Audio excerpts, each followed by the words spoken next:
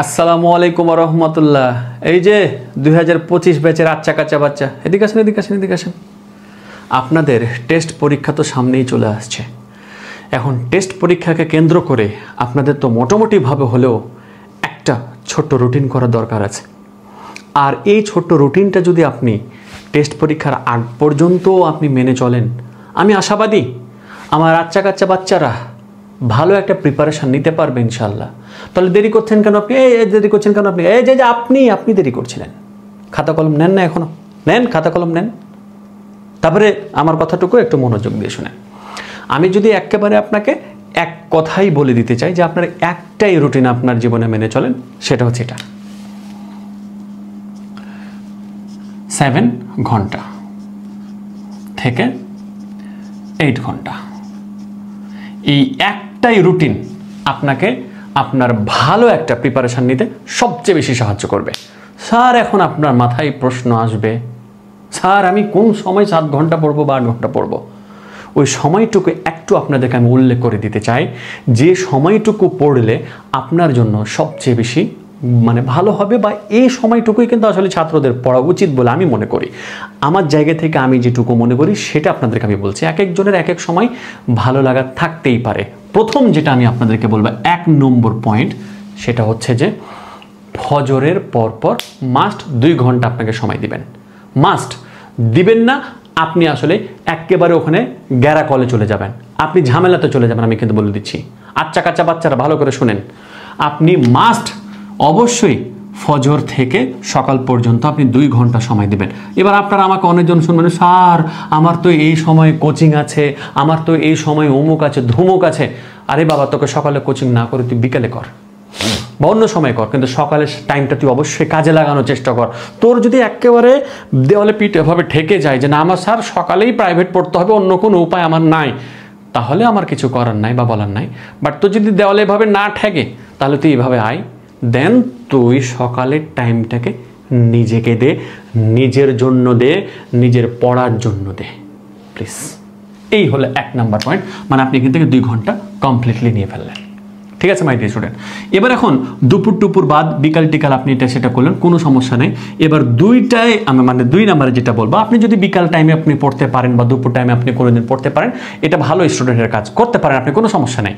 But এবার এখন দেখেন, আপনি মাস্ট সন্ধ্যার পর পরে আপনি অবভিয়াসলি 2টা ঘন্টা কাজে লাগাবেন।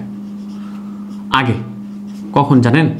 মাগরিবের নামাজ পড়ে ফেলেছেন আপনি, মাগরিবের নামাজ পড়ে আপনি 1.5 ঘন্টা, আপনি 2 ঘন্টা না হোক 1.5 ঘন্টা কাজে লাগান আপনি এশার পর্যন্ত, বা আপনি 2 ঘন্টা পড়ে এশার নামাজ পড়েন, 1.5 ঘন্টা পড়ে এশার নামাজ পড়ে ফেলেন।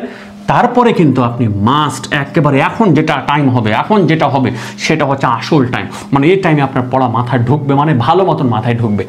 আর হ্যাঁ, অবশ্যই খেয়াল রাখবেন যে হ্যাঁ পাবজি যেন আবার না চালু করা থাকে, আবার যেন ফ্রি ফায়ার না কি বলছেন তোরা ওটা যেন চালু করা না থাকে।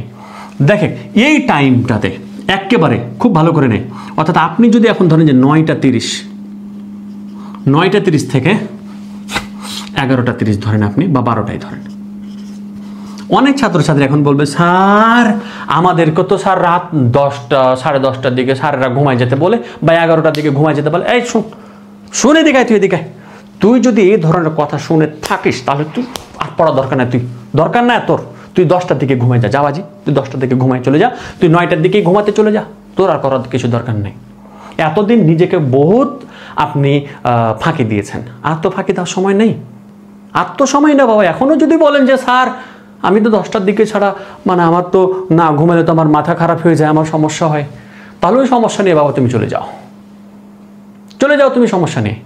আপনি যদি এখনও রাত 12টা পর্যন্ত জেগে না পড়েন, তাহলে আপনি স্টুডেন্টের কাতারে পড়ছেন না।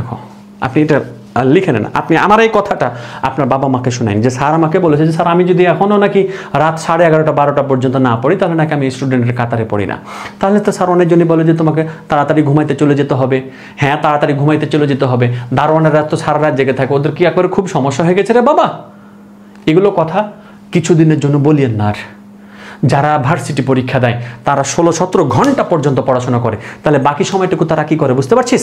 তার তোকে বুঝতে হবে যে সফলতা যদি তুই চাস, সফলতা যদি নিতে আসতে চাস তাহলে অবশ্যই তোকে রাত জেগে পড়তে হবে।